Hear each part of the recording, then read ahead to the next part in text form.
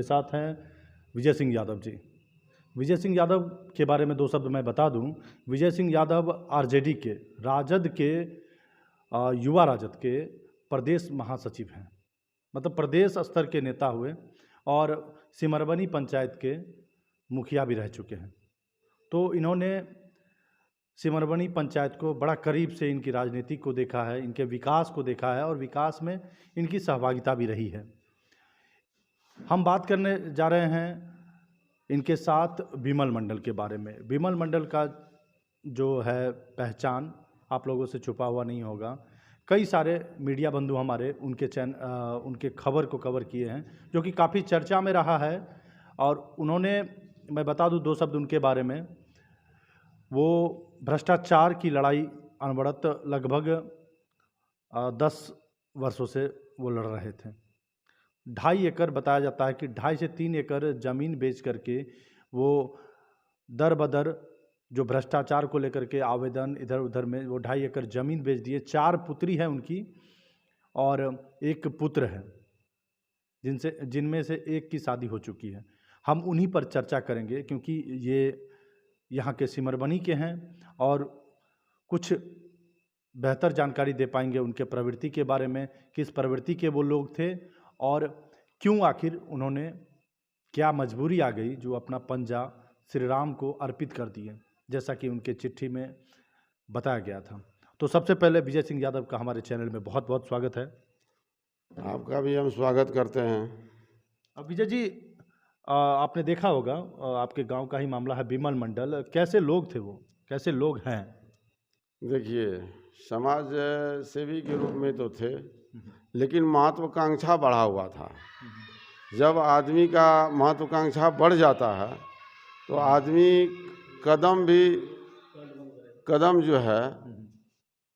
कदम उसका डाइवर्ट होने लगता है। संघर्ष, जैसे भ्रष्टाचार की चर्चा लगातार हो रही है। उनका जो अब हाथ कटा तो वो ऑडियो भी हम लोगों ने देखा, वीडियो भी देखा। तो भ्रष्टाचार की लड़ाई लड़ने का उनका तरीका गलत है। वो जो तरीका अपनाए हैं वो तरीका गलत है।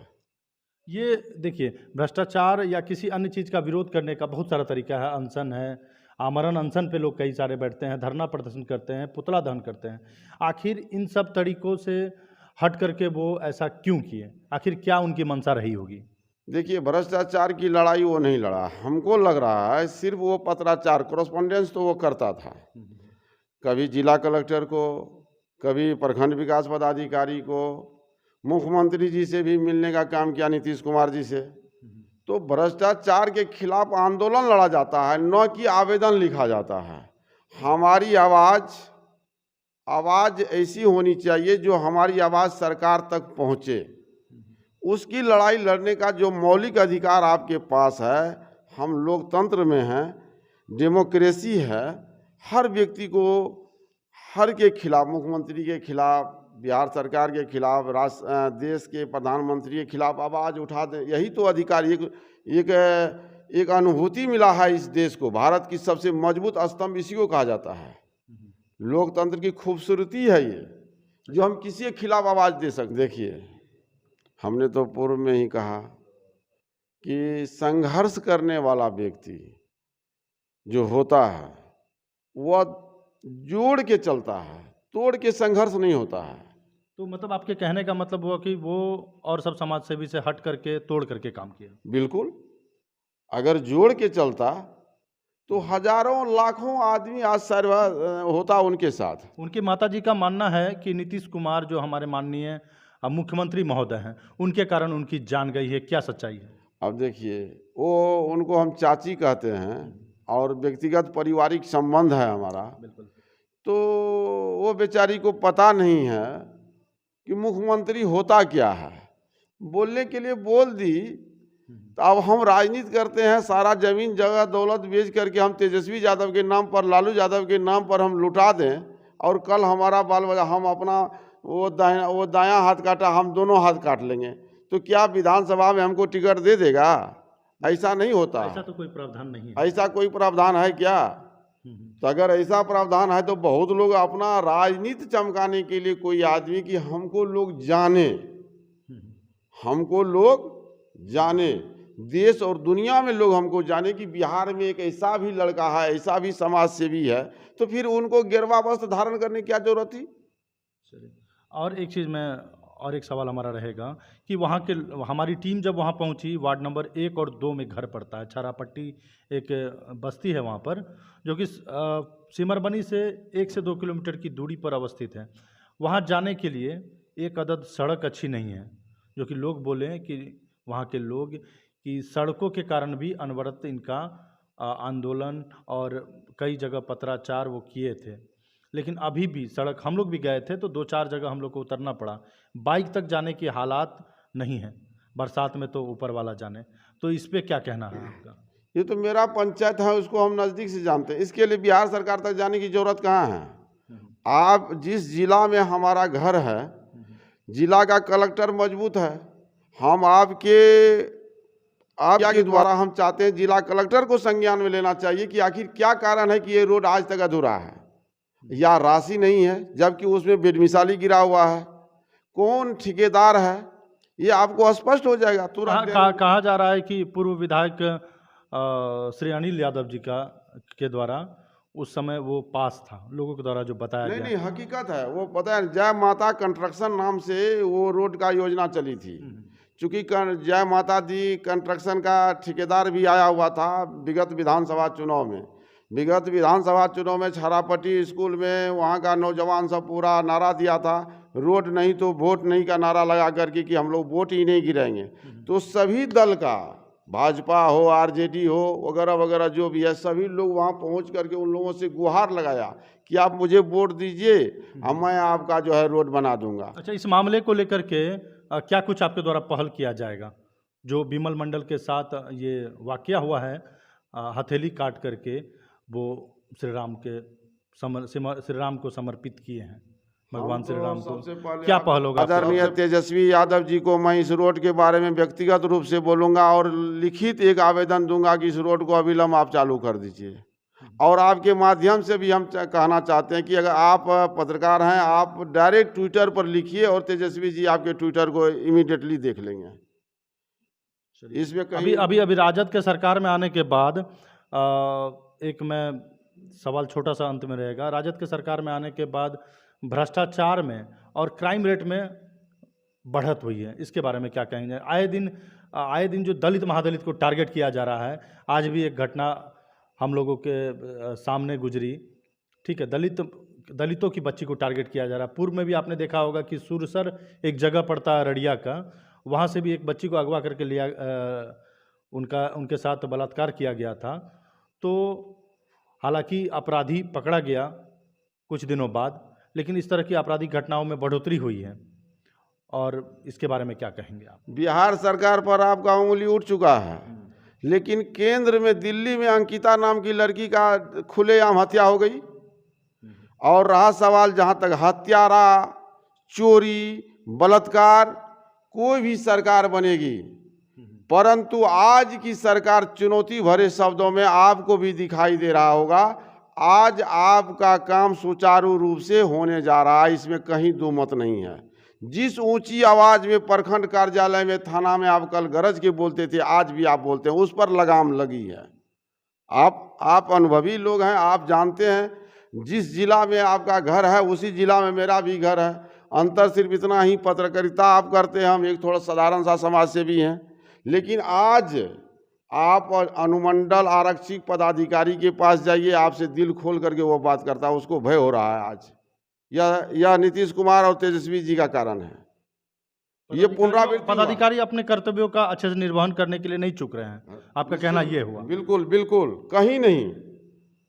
कल की अगर आप बोलेंगे तो हम ये कोई सूचना आया हमको कि एक लड़का हमारे पंचायत में दारू पी ले था, उससे 10,000 रुपया राशि लेके छोड़ दिया था। थाना प्रभारी को फ़ोन किए तो तुरंत संज्ञान लिया कि नहीं, ऐसा नहीं, ऐसा हम कर देंगे मुखिया जी, अब इस बात को यहीं रहने दीजिए। तो कहीं न कहीं वो भयभीत है। आज परिवर्तन का दौर चला है।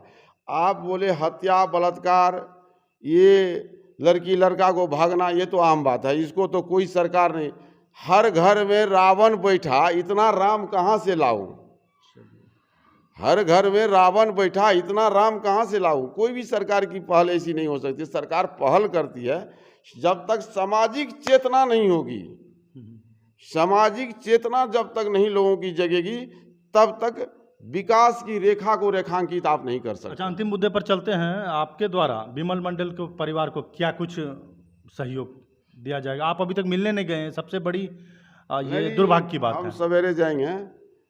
तो कहने का मेरा मतलब, चूंकि समय मेरा अभाव था, हमको जानकारी हुई तो हम लोग तो दिल्ली जा रहे हैं, तो हमने मन में ठान लिया कि जाएंगे उससे मिलने के लिए लखनऊ। दिल्ली से चूंकि लखनऊ बगल में है, तो जाएंगे हम वहाँ मिलने के लिए। मौका हमें मिलेगा, हम रुकेंगे 10 तारीख क्या को। लगता है आपके साथ तेजस्वी यादव भी जाएंगे डिप्टी सीएम? नहीं नहीं, ऐसा नहीं हो सकता है, ये संभव ऐसा नहीं क्यों है। नहीं हो सकता है? ऐसा इसलिए नहीं हो सकता, उनके पास समय नहीं है। आखिर वो भी तो बिहार के हैं।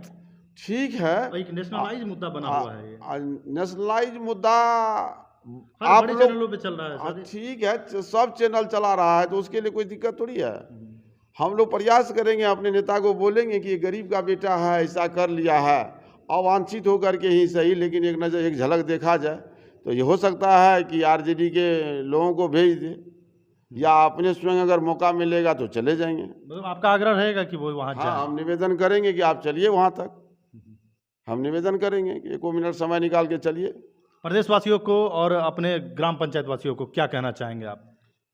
प्रदेशवासियों को और ग्राम पंचायत वासियों को हम शुभकामना देते हैं। माँ काली का छठ का पूजा है, इसी शुभकामनाओं के साथ कि हर घर फूले फले, हर घर में खुशियों का एक माहौल हो, यही हम निवेदन करना चाहेंगे अपने ग्रामवासियों से। अंत में एक सवाल मेरा बच गया था। आपके यहाँ मंत्री भी आए थे, शिक्षा मंत्री भी आए हुए थे, ठीक है, इस तरह का राजनीतिक प्रोविज़न है, आप कहीं पंचायत से लेकर के आपकी छलांग कुछ ऊंची होने वाली है, ऐसा अंदेशा दिखाया जा रहा है, ऐसा जताया जा रहा है कि आप कहीं न कहीं विधानसभा में अपनी दावेदारी देना चाह रहे हैं, अपनी उपस्थिति को विधानसभा में दर्ज कराना चाह रहे हैं, इसमें कितनी सच्चाई है? देखिए, विधानसभा में तो पिछले बार भी मैं था उम्मीदवार। अब चूंकि जिस पार्टी में हूँ, पार्टी का एक रूल्स है, पार्टी का जो रूल्स है, हम 1988 से पार्टी में हैं और हम एक कार्यकर्ता हैं। अगर पार्टी को लगेगा कि विजय जी इस लायक है, पार्टी हमें उम्मीदवार बनेगी। अगर नहीं लगेगा तो हम लोग कार्यकर्ता हैं, पार्टी में हैं, हर समय जिंदाबाद लालू यादव जिंदाबाद, राबड़ी देवी जिंदाबाद, तेजस्वी यादव जिंदाबाद, तेज प्रताप जिंदाबाद, यही किए हैं, और राष्ट्रीय जनता दल जिंदाबाद किए हैं, करते रहेंगे। क्या उम्मीद है आपकी पार्टी से? देखिए, हाँ, जो विद्यार्थी मैट्रिक का फॉर्म भरता है, उसको होता है कि हम पास करबे करेंगे। वो फर्स्ट डिवीजन नहीं करेगा तो सेकेंड डिवीजन तो कोई रोकेगा नहीं ला।